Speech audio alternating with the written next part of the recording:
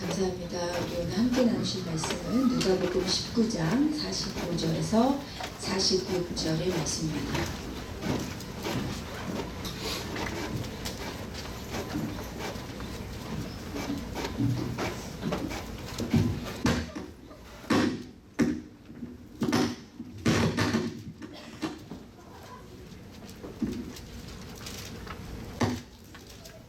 누가복음 19장 45절에서 46절의 말씀을 찾으셨으면 다 같이 읽도록 하겠습니다.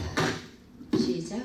내 들어갔다 자들을 내쫓으시며 그들에게 이르시되 기록된 바 내 집은 기도하는 집이 되리라 하였거늘 너희는 강도의 소굴을 만들었도다 하시니라.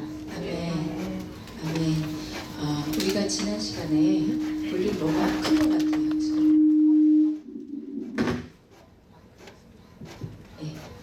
우리가 지난 시간에 예수님께서 예루살렘에 나귀 새끼를 타고 입성하시는 것을 통해서 예수님의 겸손에 대해서 함께 나눴습니다.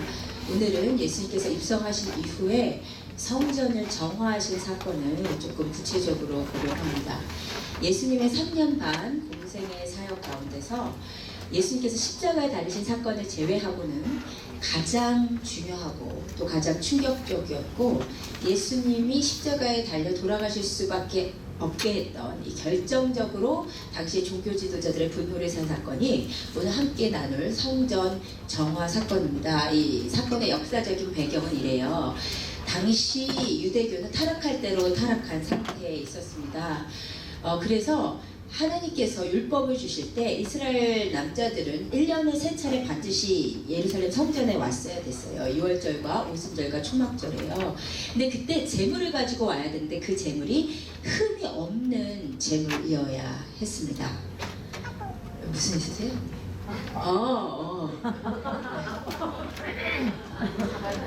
나도 이렇게 한 큐에 집중을 못 시키는데 저게 오케이. 네. 잘 보세요. 들어보세요. 예. 뭐 잊어버렸어요. 뭐였죠? 네, 예루살렘 성전에 왔어야 됐어요. 근데 흠이 없는 제물을 가지고 왔어야 됐는데 그 제물이 흠이 있는지 없는지를 판단하던 사람이 제사장이었어요. 제사장 세력이 이것을 이용을 해서 아무리 이스라엘 사람들이 고향에서 흠이 없는 제물을 가지고 와도 이 제물은 흠이 있다 하고 불합격 판정을 주고 본인들이 성전에서 상인과 결탁하여 파는 제물에 대해서만 합격 판정을 주는 거예요. 그러니까 이스라엘 백성들은 멀리서 제물을 가지고 짐승을 가지고 여행해서 오느니 성전에 와서 돈을 주고 제물을 사는 게 훨씬 낫죠. 그런데 이 제물은 물론 제사장 세력과 상인이 결탁한 것이기 때문에 아주 질이 낮고 흠투성이인 제물들을 아주 비싼 값에 팔았다 이 말이에요. 그래서 이 과정에서 대제사장에게 그 수천억의 돈이 그야말로 사유 재산으로 흘러가고 있었습니다. 이와 함께 또 무슨 비리가 있었냐면요. 돈 장사 비리가 있었어요. 당시에 제사장들이 어떻게 했냐면 유대 내에서 통용되는 로마 화폐는 로마 황제의 그림이 그려져 있기 때문에 안 된다. 그리고 유대인 이민자들 있잖아요. 디아스포라라고 부르는 사람들. 그 사람들이 각국에서 가져온 화폐는 각각 또 다른 화폐이기 때문에 안 된다고 하면서 이스라엘 사람들이 성전에 와서 성전세나 11조를 낼 때 성전 안에서만 통용되는 화폐로 내게 만들었단 말이에요. 그래서 자기들이 화폐를 가지고 와서 성전에서 사용되는 화폐로 바꿔야 됐는데 이때도 돈 바꾸는 자들과 제사장이 결탁을 해서 말도 안 되는 환율로 이 돈을 바꿔줬던 거예요. 그래서 우리가 마가복음에 보면 예수님께서 돈 바꾸는 자들과 비둘기 파는 자들을 엎으셨다고 하시잖아요. 그래서 이 돈 바꾸는 자들이 바로 그 돈 환전 가운데서 일어나는 비리였고 비둘기 파는 자들은 그 재물을 사는 과정에서 일어나는 비리였던 것이죠. 그래서 이것을 보고 예수님께서 격분을 하십니다. 사실은 이 사건을 보면서 저는 나도 정말 잘못하면 돈 바꾸는 자들처럼 될 수 있겠구나 이런 생각이 들었어요. 나도 까딱 잘못하면 이 시대의 제사장처럼 될 수 있구나 그런 마음이 들었어요. 여러분 이 시대의 제사장들이 유난히 사악한 사람들이어서 이런 비리를 저지르셨다고 생각하면 안 돼요. 이 제사장들도 처음에는 주님의 전에서 거룩하게 봉사하는 일에 사모했고 두렵고 떨리는 마음으로 이 사역을 시작을 했을 거예요. 그런데 하다 보니까 인간의 마음속에 욕심이 나오는 거예요. 그래서 하다 보니까 하나님의 일을 한다고 하면서 자기 욕심 채우고 있고, 하나님의 일을 한다고 하면서 자기 이득 챙기고 있었어요. 그런데요, 이런 일이 너무나 쉽게 일어나요. 여러분, 우리도요, 주님의 전에서 주님을 봉사한다고 하면서 주님을 위해 사역한다고 하면서 까딱 잘못하면요, 하나님의 일을 하면서 내 욕심 채우고 있어요. 하나님의 일을 하면서 내 명예 챙기고 있고, 내 인기 챙기고 있고, 사람들의 인정 챙기고 있어요. 여러분, 그러기가 너무나 쉽단 말이에요. 여러분, 그래서 우리가 특히 교회에서 사역 많이 하시는 분들, 목회자는 더더욱 그렇고요. 저 자신에게 하는 말이에요. 사역하시고 봉사를 많이 하시는 분들은 그럴수록 더더욱 조심하셔야 되는 것이요, 하나님의 일을 하면 하나님만 높아져요. 그 가운데서 내가 내 이득 챙기잖아요. 그러면 우리는요, 이 시대 돈 바꾸는 자들이랑 똑같아지는 거예요. 이 시대 제사장들이랑 똑같아지는 거예요. 여러분, 그래서 여러분이 사역을 많이 하게 되면 하실수록 그 자리가 복이 되시려면요, 그 자리에서 까딱 잘못해서 내 명예, 내 이득, 내 인기 안 챙기려면 여러분 정말 조심하셔야 돼요. 매일같이 십자가 앞에 여러분의 자를 못 박지 않으면 여러분 속에 욕심이 있기 때문에 하나님 이용해서 내가 높아지고 있다니까요. 그래서 우리가 정말 주님의 일을 하면서 늘 가슴속에 새겨야 되는 고백은 세례 요한의 고백이에요. 예수님은 흥하셔야 되고 나는 쇠해야 해요. 여러분, 이 고백이요, 예수는 흥해야 되겠고 나는 쇠할 수도 있다가 아니에요. 필연적으로 나의 사역과 봉사와 헌신을 통해 예수는 흥하여야 되지만 나 또한 쇠하여야만 하는 거예요. 필연적으로요. 이것을 마음에 새기고 매일같이 주의를 하면서 내 자리 십자가 못 박지 않으면, 까딱 잘못하면 예수도 흥해야겠고 나도 흥하여야 하리라가 되는 거예요. 왜 이렇게 많은 분들이 주의 일을 한다고 하면서 자기가 높아져요? 왜 욕심이 더 많아져요? 왜 자기 인기 끌어요? 자기도 같이 흥하고 싶기 때문에. 여러분, 정말 마음에 새겼으면 좋겠습니다. 저는 이 구절을 책상 앞에 붙여놓고 제 정말 사역의 개인적인 비전으로 삼으려고 해요. 정말 이 사역을 통해서, 이 하비스터스 통해서 예수는 흥하여야겠고 저는 쇠하여야 해요. 진심으로 그렇습니다. 저는 더 낮아지고 더 없어지고 더 초라해지고 더 안되고 내가 계속 없어져야 예수가 더 커지는 거예요.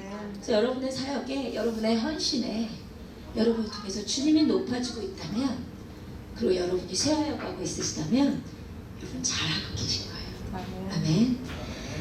그런데 오늘 제가 집중하고자 하는 메시지는 이 1차적인 메시지보다 영적인 메시지에 좀 주목을 하고 싶습니다. 여러분, 예수님께서 이 성전에 들어가셔서 이 돈 바꾸는 자들과 재물 파는 자들을 보시고 격분하신 이유는 뭐냐면요, 예수님께서 성전을 너무 사랑하셨기 때문에. 요한복음에 봤더니 예수님께서 주님의 성전을 사랑하는 열심이, 사모하는 열심이 예수님을 완전 삼켜버리셨어요. 그래서 주님께서 그렇게 평소 성품과 다르게 격분하셨던 거예요. 그런데요, 우리가 알다시피 이날 예수님께서 그렇게 사랑하시고 정하셨던 예루살렘 성전은 지난주 설교처럼 예수님께서 돌아가시고 40년이 지난 이후에 돌 하나도 돌 위에 남기지 않고 다 없어져 버렸어요. 그렇죠? 그러나 이날 성전을 그렇게 사랑하시고 정화하시기를 원하셨던 예수님은 오늘날도 똑같은 마음으로 당신의 성전을 사랑하시고 정화하시기를 원하십니다. 아멘. 그렇죠? 이제 중요한 것은 오늘날 그러면 이 성전이 무엇이냐 하는 것이죠. 오늘날 이 성전이 무엇일까요? 구약의 성전을 대체하겠다고 볼 수 있는 신약의 교회 건물들일까요? 만약에 교회 건물들을 주님께서 이렇게 사랑하시고 정화하시기를 원하신다면, 우리 교회는 정화 대상 1호 며칠 전에 청소해서 좀 나아지긴 했지만 건물이 깨끗하거나 아름답진 않아요. 그러나 주님께서 그토록 사모하시는 것이 건물일 리는 없습니다. 그러면 이 신약 시대에 주님께서 그렇게 사랑하시고 깨끗게 하시기를 원하시는 성전은 무엇인가? 우리 고린도전서 6장 말씀을 같이 읽으십시다. 시작. 너희 몸은 너희가 하나님께로부터 받은 바 너희 가운데 계신 성령의 전인 줄을 알지 못하느냐? 너희는 너희 자신의 것이 아니라. 아멘. 여러분, 오늘 주님께서 이토록 사랑하시고 깨끗하게 하시기를 원하셨던 성전은 오늘날 신약시대에 뭐냐면 우리 예수 그리스도를 구주로 영접함으로 성령님을 모시게 된 우리 한 사람 한 사람의 몸이 주님께서 그토록 사랑하시고 깨끗해지기를 원하시는 성전이라는 사실이에요. 아셨죠? 우리가 걸어다니는 성전이에요. 바로 이 말씀이 오늘의 이 성전 정화 사건을 영적으로 푸는 출발점이 되는 거예요. 그러면 오늘날 성전은 우리다라는 이 구절을 가지고 오늘 성전 정화 사건에 보면 오늘 성전 정화 사건은 주님께서 우리에게 하시기를 원하시는 성화와 관련한 너무 중요한 메시지를 주고 있어요.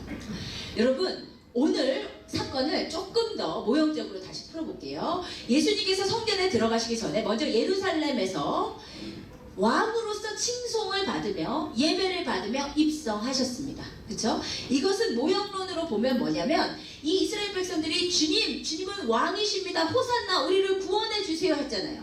그래서 예수님이 왕으로 모셨잖아요. 이게 모형적으로 무엇이냐면 중생이란 말이에요. 예수를 내 삶의 구주와 주인으로 왕으로 모시는 중생, 다시 사는 거. 그렇죠? 물론 이때 예루살렘 사람들이 예수님을 정확하게 모르고 왕으로 영접했죠. 정치적 메시아라고 믿고. 그러나 불완전한 영접임에도 불구하고 예수님을 왕으로 영접하셨어요. 입성하셨어요. 마찬가지로 우리도요. 예수님을 처음 구주로 영접할 때 우리 중에 누구도 예수님이 누구신지에 대한 정확한 인식을 가지고 예수님 영접한 사람은 없어요. 그렇죠? 다 이 예루살렘 사람들처럼 내 문제를 해결해 주실 예수님, 나를 위로해 주실 예수님, 내 삶을 풀어주실 예수님이라고 생각하고 예수님 영접하잖아요.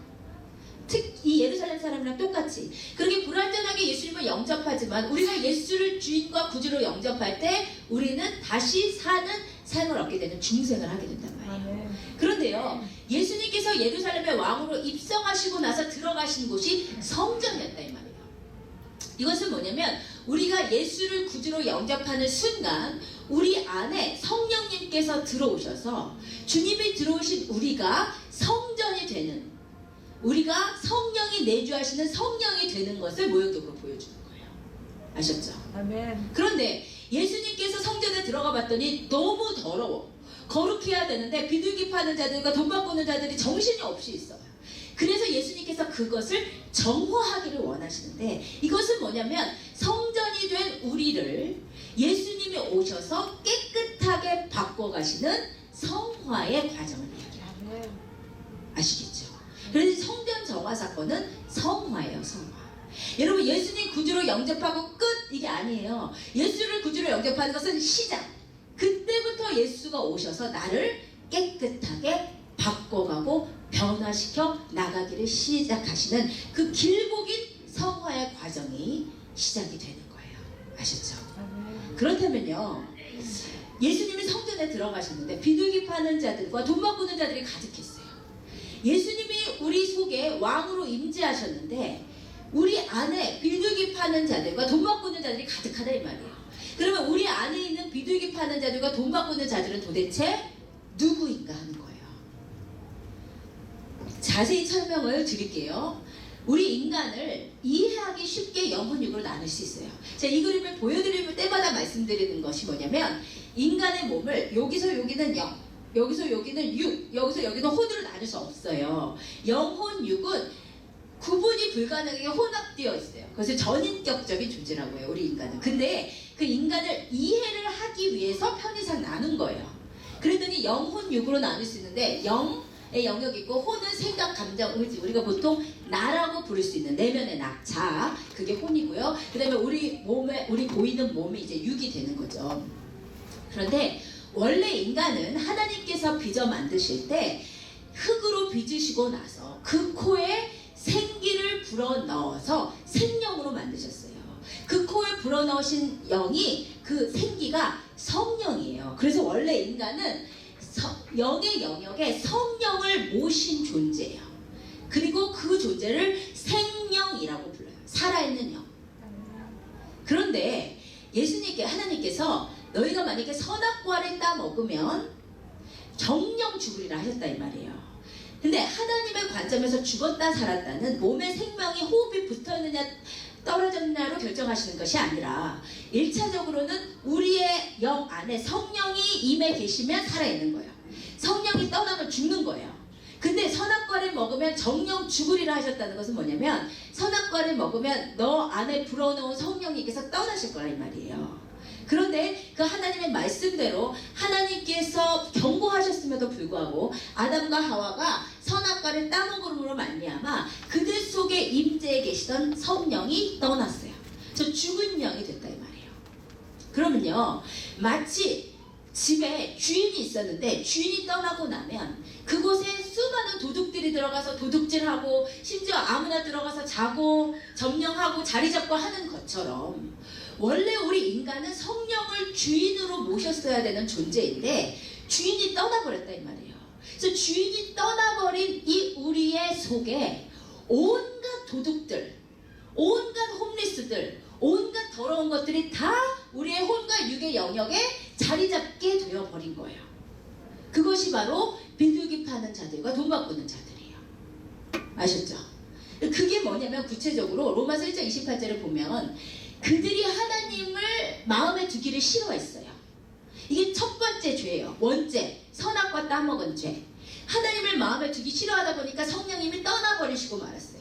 그러니까 그 성령님께서 떠나버린 상실한 마음, 성령님을 상실한 마음에 수많은 죄의 가지들이, 수많은 도둑들이 들어와 버렸다 이 말이에요. 그게 뭐냐면 모든 불의, 추악, 탐욕, 악의, 시기, 살인, 분쟁, 사기, 악독, 수근수근, 비방, 하나님께서 미워하신 자, 이거는 하나님을 미워한다는 뜻이에요. 하나님을 미워하는 거. 여러분 하나님 되게 미워하시죠? 여러분 마음에. 그럼 하나님 별로 사랑 안 해요. 하나님 미워하는 게 우리 속에 있다니까요. 능욕 뭐냐면 이렇게 버릇없는 거, 인솔런트한 거, 버릇없는 거, 무례한 거, 교만, 자랑, 악을 도모, 부모 거역, 우매, 배약, 무정, 무자비, 이런 모든 죄들이 주인이 떠난 우리의 몸에 다 들어와 버렸다 이 말이에요. 그래서 아담과 하와 이후에 태어난 모든 인간은 다 성령이 그 속에 없는 채로, 죽은 영의 채로 태어나고 부모로부터 온갖 이런 유전학은 다 받으면서 태어나기 때문에 태어나는 그 순간부터 영은 죽어있고 온 속에는 온갖 죄악이 가득한 채로 태어난다 이 말이에요. 그게 우리 속에 있는 비둘기 파는 자들과 돈 바꾸는 자들이에요. 여기까지 이해가 되세요?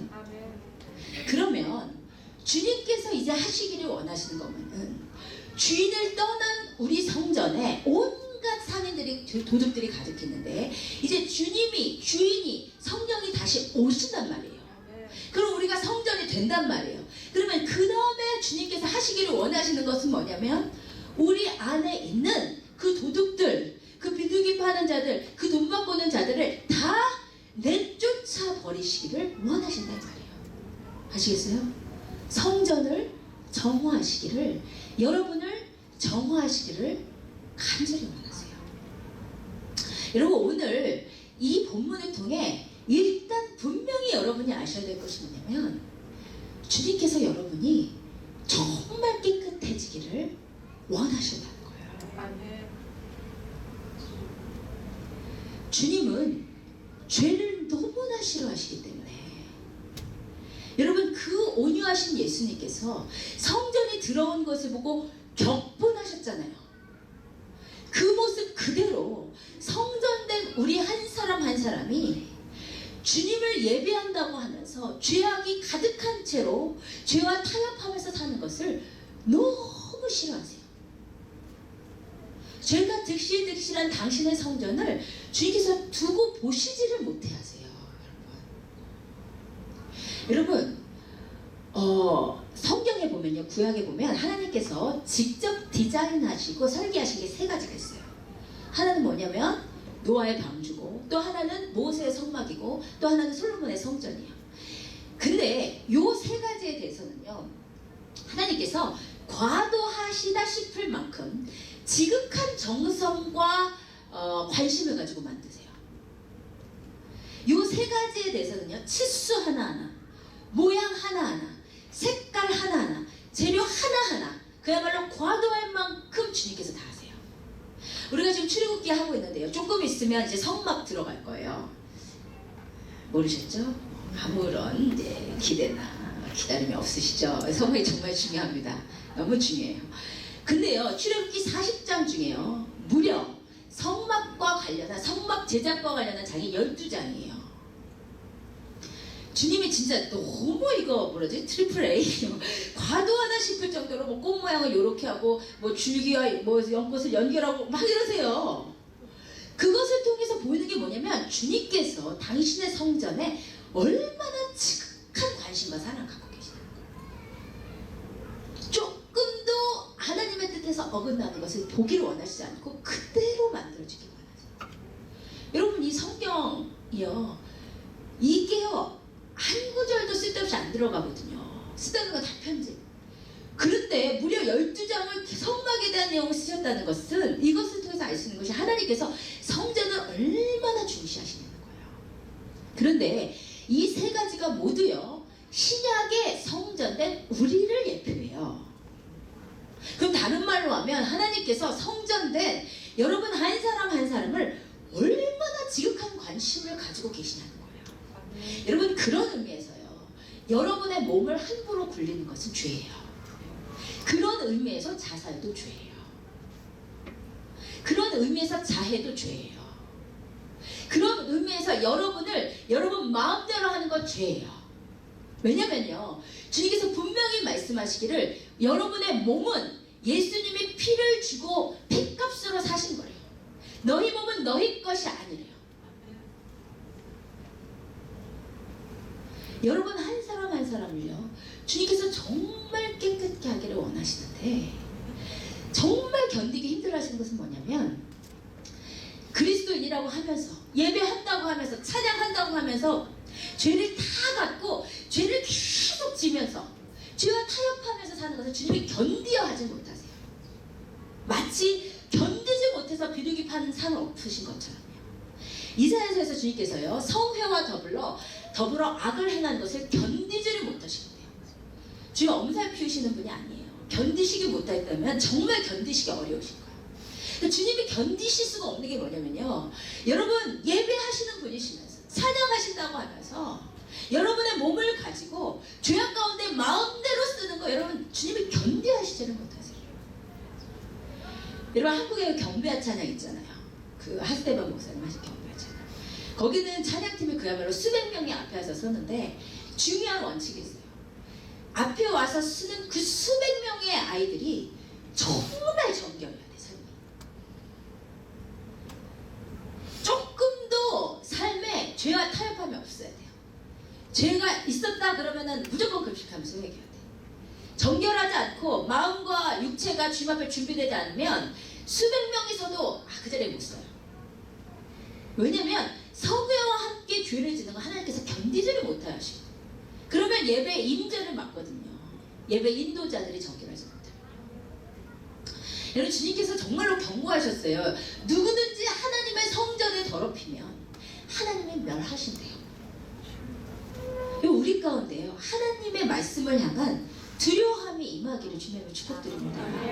여기 성경을 보면요, 무서운 경고의 말씀들이 많아. 근데 너무 그러려니 해, 우리가. 이 성전은, 여러분의 몸은 너희 것이 아니다. 값으로 산 것이 되었어. 성령이 거하시는 성전인 줄 알지 못하느냐. 그런데 너의 몸은 너희 것이 아닌데 더럽히면 주님이 멸하신대요. 여러분이 함부로 할 수 있는 게 아니에요. 여러분, 죄 함부로 짓고요, 밤새 포르노 보시고 여기 앉아 계신 분 있잖아요. 하나님 견디하지 못하세요. 하나님 견디지 못하게 하신다고. 하나님의 여러분을 향한 뜻은 거룩함. 여러분이 거룩하기를 원하세요. 아멘. 레위기 있잖아요. 레위기에서 계속 반복적으로 하시는 말씀이에요. 내가 거룩하니 너희도 거룩하니. 아멘. 내가 거룩하니 너희도 거룩해. 아멘. 거룩이 여러분을 향한 하나님의 뜻이에요. 아멘. 여러분 거룩하셔야 돼요. 아멘. 주님 여러분을 깨끗게 하시길 원하세요. 아멘. 여러분이 더러운 것을 보면 주님이 격분하세요. 아멘. 네, 문제는요, 그리스도인들이 죄를 너무 심상히 여겨요. 심상히 여긴다는 것은 예사롭게 여긴다는 거예요. 대수롭지 않게 여긴다는 거예요. 그리스도인들이 죄를 너무 아무렇지도 않게 여겨요. 실컷 예배드리고 나와서 당짓고 분열하고 욕하는 거 아무렇지도 않게 생각해요. 실컷 밖에 나가서 단란주점에서 자기 마음대로 살다 와서 예배드리는 거 너무 아무렇지도 않게 생각해요. 왜 이렇게 그리스도인들이 죄를 아무렇지도 않게 여길까요? 그건 두 가지라고 생각해요. 하나는요, 하나님이 얼마나 죄를 끔찍히 싫어하시는지를 모르셔서요. 여러분, 하나님은요 거룩 그 자체예요. 아멘. 하나님에게는 악이나 죄가 조금 더 있지 않으실 뿐만 아니라 그것을 조금도 용납하실 수가 없는 분이세요. 여러분, 성경 전체가 증거하는 게 뭐예요? 마틴 루터가 얘기했어요. 빨래를 짜봐라 물이 나올 것이다. 성경을 짜봐라 피가 나올 것이다. 구약을 짜봐라 짐승의 피가 나올 것이다. 신약을 짜봐라 예수의 피가 나올 것이다. 성경 전체가 피예요. 왜 이렇게 살벌하게 성경에서 계속 피를 이야기를 해요? 죄를 갖고서는 하나님과 합할 수가 없기 때문에, 죄는 반드시 대속이 돼야 되기 때문에, 해결이 돼야 되기 때문에 성경이 계속 핀 거예요. 여러분은 예수님이 여러분을 위해서 돌아가셨다, 그 구절 하다가요 여러분에게 장엄하게 가르쳐 주시는 것은 주님이 얼마나 죄를 싫어하시냐 이거예요. 죄가 얼마나 싫으시길래 아들까지 죽이셨냐 이거예요. 십자가에서 예수 하나님 사랑 생각하기 전에 하나님의 죄랑 얼마나 함께 하실 수 없는 분이시면 아들까지 죽이실 수밖에 없었느냐. 여러분, 하나님은요 죄와 함께 하실 수가 없는 거예요. 그것을 이스라엘 백성들에게 가르쳐 주시기 위해서 레위기 16장에 대속제일이라는 명절을 주셨어요. 이스라엘 백성들은 매년 7월 10일이면 이스라엘 전체의 죄를 하나님 앞에 회개해야 됐어요. 회개의 날이었어요. 근데 그는 어떻게 하냐면요, 제가 간단하게만 설명드리면 염소 2마리가 뽑히는데 그 중에 한 마리는 아사셀을 위한 염소가 뽑혔어요. 아사셀이라는 뜻은 없애다는 뜻이에요. 그러니까 죄를 없애기 위한 염소가 제비 뽑혀서 하나 뽑혀요. 그러면 이 염소가 아사셀을 위한 염소로 뽑히면 그 머리에 대제사장이 온 이스라엘의 죄를 안수해서 전가시켜요. 그래서 이 안수를 받은, 죄를 전가받은 이 염소는요 사람들의 야유와 나뭇가지와 돌을 막 맞으면서요 유대 광야로 쫓겨가요. 그래서 유대 광야에서 목마름과 그 더위 가운데서 결국 바위에 막 몸을 부딪혀서 피를 흘리면서 처절하게 죽어갔어요. 주님께서 이 아사셀 염소를 통해서 가르쳐 주시고자 하시는 게 있어요. 여러분, 예루살렘을 보면 예루살렘 성전 중에 제일 서쪽에 있는 게 지성소예요. 지성소는 하나님이 임재하시는 곳이에요. 그런데 이 아사셀 염소는 여기에서 죄를 전가받은 다음에 동쪽 끝에 있는 수산 게이트를 통해 빠져나가서 유대 광야로 가서 죽어가요. 이것은 뭐냐면요, 하나님께서 임재하시는 지성소와 죄가 가장 멀리 떨어지는 모습이에요. 여기서 시편 103편 12절에 나온 거예요. 동이 서에서 먼 것 같이 우리의 죄가를 멀리 옮기셨으며. 이것을 통해서 이 대속제일의 아사셀 염소를 통해서 하나님께서 보여주시고자 원하시는 것이, 하나님과 죄는 양립할 수가 없어요. 하나님의 임재의 장소에서 죄는 최대한 멀리 가야 되는 거예요. 여러분, 죄 짓고요, 여러분 이 자리에 와보세요. 밤새 술 마시고 여러분 마음대로 있다가 이 자리에 와보시잖아요. 마음은 작게 식어지죠. 감동은 아무리 짜내보려도 안 느껴져요. 분명히 그때 예배될 때 감동이 왔는데 가짜였나? 그 예배 때 느낀 그 감동이 가짜가 아니고 그 감동은 진짜인데, 내가 죄 가운데 노출됨으로써 죄가 나에게 강해지고 나면 죄의 영향력 때문에 하나님께 반응하는 그 역사들이 다 끊겨버려요. 인재가 딱 끊겨. 죄 가운데 있으면서 하나님과 교제할 수가 없어요. 죄와 하나님은 양립하실 수가 없기 때문에. 하나님 죄를 너무 미워하세요. 그래서 죄를 짓고 하나님이랑 교제가 안 돼서 발버둥을 치다가 겨우 영적으로 회복해보면 죄가 이렇게 무섭구나. 하나님이 이렇게 죄를 싫어하시구나. 내가 좀 누구 욕한 거 아무것도 아니라고 생각해. 내가 좀 비방하고 미워한 거 별거 아니라고 생각했는데, 내가 그냥 내 취미로 포르노 한번 보고 별거 아니라고 생각했는데 하나님의 임재를 안 하세요, 여러분. 그리스도의 사람들이 죄를 심상히 여기는 두 번째는 그리스도인들이 죄가 뭔지를 잘 몰라서. 제가 쉽게 말씀드릴게요. 성경의 죄의 목록이 세 가지예요. 로마서, 마가복음, 갈라디아서. 아까 로마서는 읽었어요. 여기에서 보이는 죄는요, 성경이 말하는 죄는 행위로 짓는 죄만 얘기하는 게 아니에요. 당연히 우리가 도둑질을 하면 죄고, 살인하면 죄고, 간음하면 죄예요. 당연해요. 그런데 성경이 말하는 죄는 오히려 그것보다, 행위로 짓는 죄야 당연히 죄인데, 그것보다 성경이 더 집중하고 있는 죄는 행위로 죄를 짓기 이전에 이미 내 마음속에 있는 죄의 성, 죄를 짓고자 하는 욕망, 그 자체를 성경이 죄라고 해요. 시간 관계상 마가복음만 읽을게요. 또 이르시되 사람에게서 나오는 그것이 사람을 더럽게 한다. 속에서 이미 사람 속에 있는 게 그게 죄라니까요. 사람 속에서, 곧 사람의 마음에서 나오는 것, 악한 생각, 곧 음란, 악한 생각, 이 자체가 죄예요. 내 속에 음란한 마음 품었으면 그 자체가 죄예요. 남의 것 도둑질하고 싶은 마음 품었으면, 살인하고 싶고 미운 마음 품었으면, 간음하고 싶은 마음 품었으면, 욕심 부렸으면, 악독, 속에서 악한 것이 여러분 얼마나 우리가 독하게 올라요. 속이고 싶은 거, 속임이 있으니까 거짓말을 하는 거예요. 음탕, 질투 한번 해보세요. 뼈에 썩음이에요. 이 자체가 죄예요. 비방, 진짜 하죠 여러분. 교만, 얼마나 교만해요. 우매, 어리석은 것도 죄예요. 저 이게 진짜 죄야. 어떻게 절구해 놓고 찌르려고 해도 안 돼. 이게 우매한 사람 어떻게, 이게 머리가 나쁘다는 얘기 아니에요. 아시죠? 이 모든 악한 것이 다 속에서 나와서 사람을 더럽게.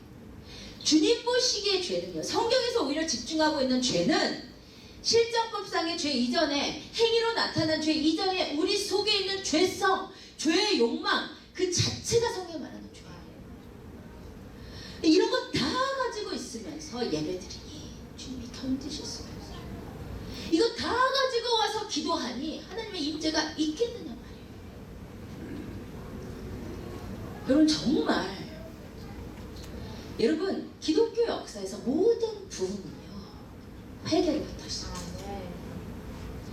여러분 그 유명한 평양 대부흥은요, 선교사들이 먼저 제단에서 무릎 꿇고, 내가 조선 사람들, 이 대한민국 사람들 보면서, 이 조선 사람들 보면서 선입견을 갖고 있었고 무시하고 있었고 내 안에 우월함과 교만이 있었습니다.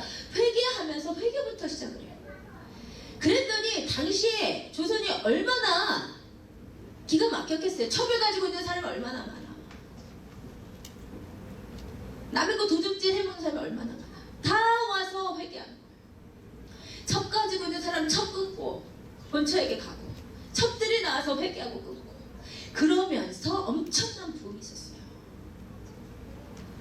여러분 우리 가운데 여러분 속에 있는 그 죄성들 얼마나 주님 마음이 아프시겠어요. 여러분 한 공동체로 부르셨는데 이 안에 미움이 있고, 이 안에 분열함이 있고, 이 안에 쓰근쓰근됨이 있고, 하나님 견디지 못해서요. 여러분 안에 죄와 타협함이 있는 것들이 지금 회개되게 주님으로 축복드립니다. 정말 기도했어요. 주님의 거룩함이 우리 가운데 임하기를 원합니다. 죄를 주님이 얼마나 싫어하시는지가 우리 가운데 느껴지기를 원하고, 우리가 얼마나 죄 가운데 있고 하나님 보시기에 합당하지 않은 정화가 필요한 성전이니 이런 것이 깨달아져야 돼요. 회개의 역사가 우리 가운데 있기를 간절히 원합니다. 그래야 이 공동체가 정화되고 하나님께서 사랑하실 수 있는 거예요. 근데 이 가운데 짚고 넘어가지 않을 수 없는 죄가 음란의 죄예요. 여러분, 성경에서 수많은 죄 중에 성경에서 유난히 경계하고 강조하는 죄가 음란의 죄예요. 같이 읽읍시다. 시작. 너희 몸이 그리스도의 지체인 줄을 알지 못하느냐. 그리스도의 지체를 가지고 장래의 지체를 만들겠냐. 결국 그럴 수 없느니라. 장녀와 합하는 자는 그와 한 몸인 줄을 알지 못하느냐. 일렀을 둘이 한 육체가 된다 하셨나니 주와 합하는 자는 한 영이니라. 음행을 피하라. 사람이 범하는 죄마다 몸 밖에 있거니와 음행하는 자는 자기 몸에 죄를 범하느니라. 성경에서요, 음행죄에 대해서 그 특별한 파괴력을 이야기를 하는데, 다른 모든 죄는 내 안에 거짓이 있으니까 거짓말을 하고, 욕심이 있으니까 도둑질을 하고, 미움이 있으니까 살인을 하는데, 그 죄들은 다 몸 밖에 짓는 죄인데, 우리 몸 안에 직접 짓는 죄가 있는데 그것이 음행이에요. 그러므로 음행의 죄는 주님의 성전된 우리 육체를, 주님의 거룩함을 직접적으로 파괴하는 파괴력이 있어요. 그렇기 때문에 음행이 임하면 늘 하나님의 진노와 심판이 임했습니다. 여러분, 우리 가운데 음행과 타협하는 분들, 하나님께서 주신 성전을 창기의 지체로 만들 수 없어요. 그럼 혼자 있는 시간 동안 자꾸만 포르노의 유혹에 빠지시는 분들, 정말 성령님께서 아파하세요. 그것과 타협하지 마세요. 취미라고 생각하지 마세요. 누구에게도 피해 안 준다고 생각하지 마세요. 성령님이, 여러분 안에 계신 성령님이 정말 숨도 못 쉬게 괴로워하세요. 그러면서 와서 기도한다고 앉아있으니 주님이 견디셨어요. 속에 음란한 상상, 음욕, 자위, 죄예요. 성경에 자위가 죄다 이런 구절은 없어요. 그러나 왜 자위를 죄라고 하냐면, 자위는 하나님께서 원래 예정하시고 거룩하게 지으신 사용이 아니에요. 그래서 자위 때문에 느껴지는 고독감과 씁쓸함, 공허함, 이것이 성령께서 싫어하시는 결정적인 증거. 혼전 성관계, 결혼 밖의 성관계는요, 하나님의 성전을 창기의 지체로 만든 거예요. 여러분, 결코 있을 수 없는 일이에요.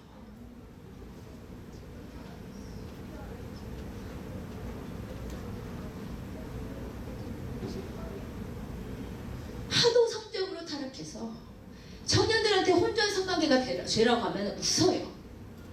근데 성령의 죄라면 죄예요.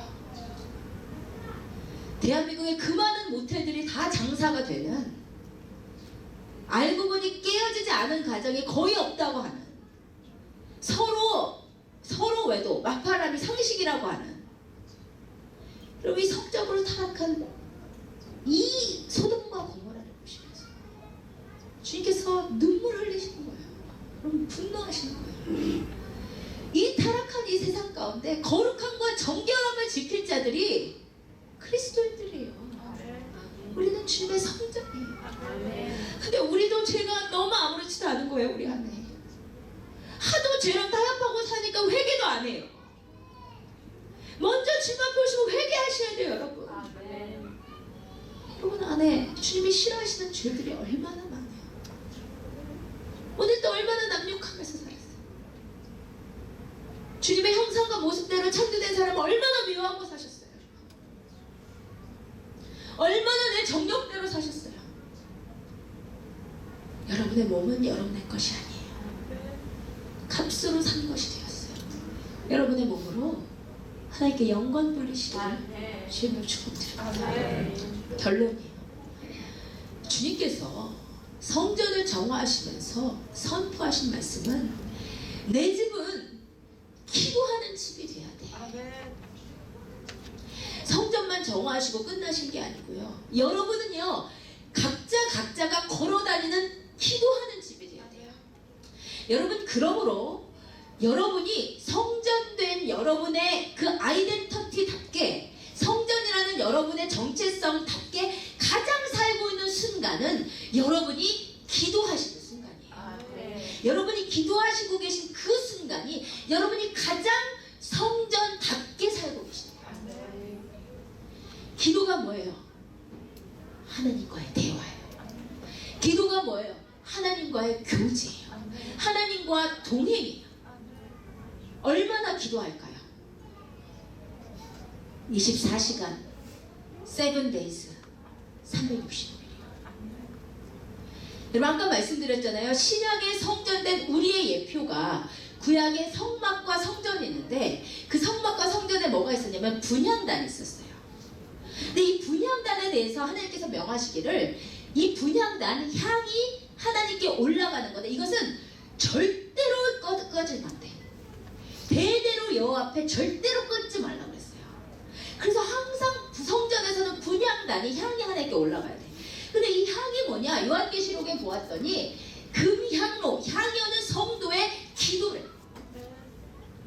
그래서 분향단에서 절대로 꺼지지 않고 향이 올라가는 것은 성전된 우리가 늘 주님 앞에 절대로 끊지 말고 24시간 기도해야 함을 보여주는 거예요. 근데 어떻게 24시간 기도를 하죠? 어떻게 24시간 주님과 대화하죠? 성막의 규정을 보면 우리가 어떻게 24시간 기도자로 살아갈 수 있는지를 보여줘요. 이것이 바로, 끊이지 않는 그것이 바로 신약에 말씀하신 무시로 성령 안에서 기도하는 거예요.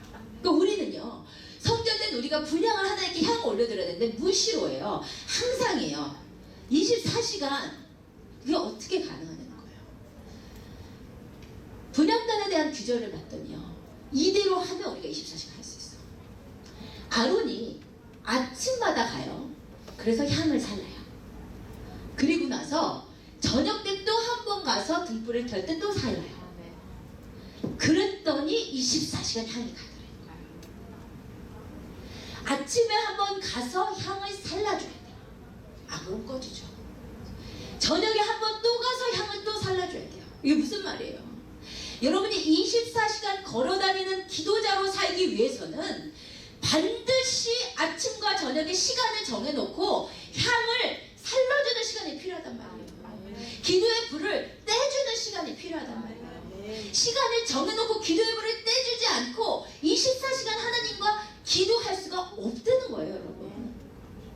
그래서 여러분, 시간 정해서 기도하셔야 돼요, 제발. 여러분, 새벽 기도 나오실 수 있는 분 다 나오셔서 기도하세요. 기도 안 하시고 어떻게 사실 거예요, 도대체? 아침에 나와서 향을 살려줘야 하는 거 가요. 밤에 자기 전에 기도해야 자면서 하나님과 교제하지. 안 그럼 딴 생각하잖아요. 안 그럼 쓸데없는 거 끄잖아요. 주야로 기도에 향을 올려요. 그래야 무시로 성령 안에서 기도할 수 있어요.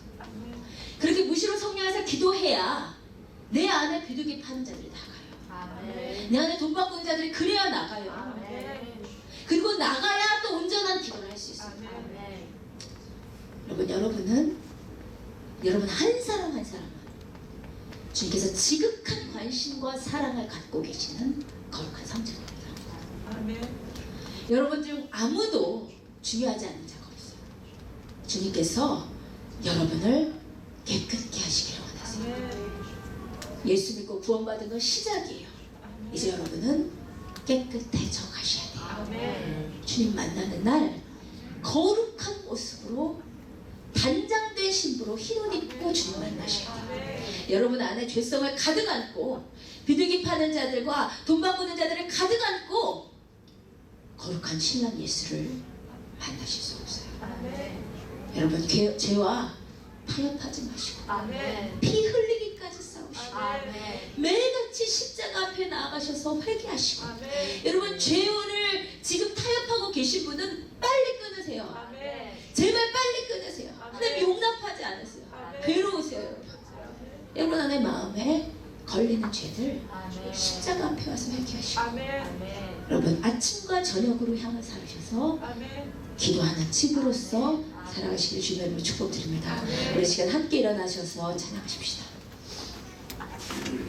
우리 시간 우리 가운데 하나님 아버지의 거룩이 부어지기를 원합니다. 아멘. 여러분 이 시간 가운데 우리와 죄와 타협한 것들이 주님 앞에서 발견되기를 원합니다. 아멘. 하나님께서 싫어하시는 죄들, 여러분이 만약에 걸리는 게 있잖아요. 마음에 걸리는 게 있으면 여러분이 걸리는 게 없어도 주님 앞에 서면 먼지투성일 텐데 하물며 여러분이 걸리는 게 있는데 하나님께서 그것에 죄를 하지 않으시겠어요?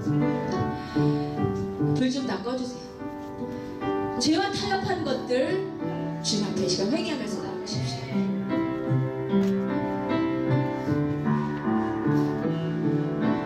이 찬양 부르실 때 성령님 나에게 깨닫게 해주세요. 성령님 나에게 깨닫게 해주세요.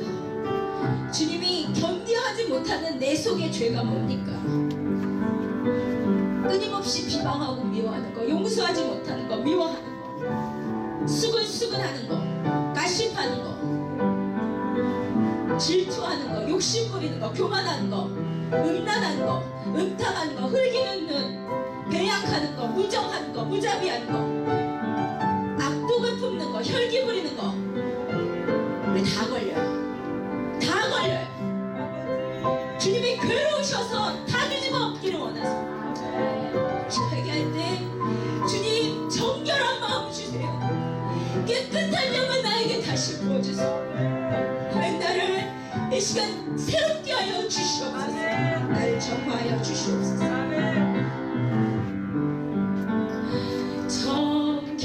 정결한 마음 주시옵소서. 오 주님, 정직한 영을 새롭게 하소서. 주님 정결한 마음 주시옵소서. 정결한 마음 주시옵소서. 오 주님, 정직한 영을 새롭게 하소서. 나를 주님 앞에서 멀리 하시고 나를 주님 앞에서 멀리 하지 마시고 주의 성령을 거두지 마소서. 주의 성령을 거두지 마옵소서. 그 구원의 기쁨 다시 회복시키시며 변치 않는 마 내 안에 주소서. 다시 한번 찬양하십시다. 주여 정결한 마음 주시옵소서. 정결한 마음 주시옵소서. 오 주님, 정직한 영을 새롭게 하소서.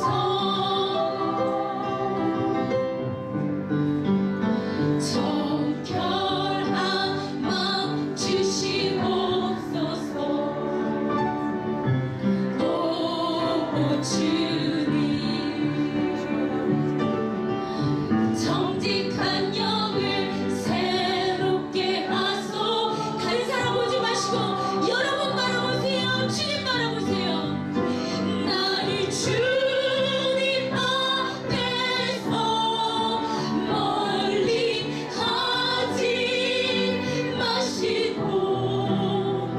주의 성령을 거두지 마옵소서. 그 구원의 기쁨, 그 구원의 기쁨 다시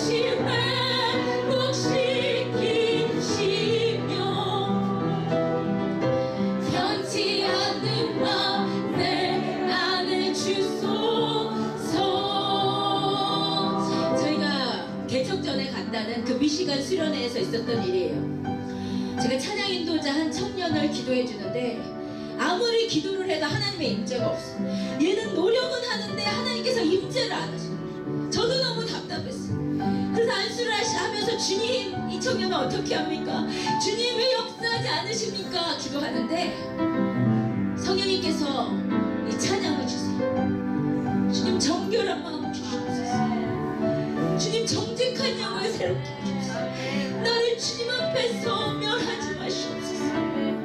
그래서 제 마음에 이 청년이 음란의 죄에 넘어져 있구나 마음이 들어서 물어봤어요. 근데 이 청년이 포르노 중독에 매일같이 사로잡혀 사는데 세네 시간을 그렇게 포르노를 보고 또 주일날 예배 인도를 계속 한다는 거예요. 자기도 너무 괴로운데 끊어지지가 않아요.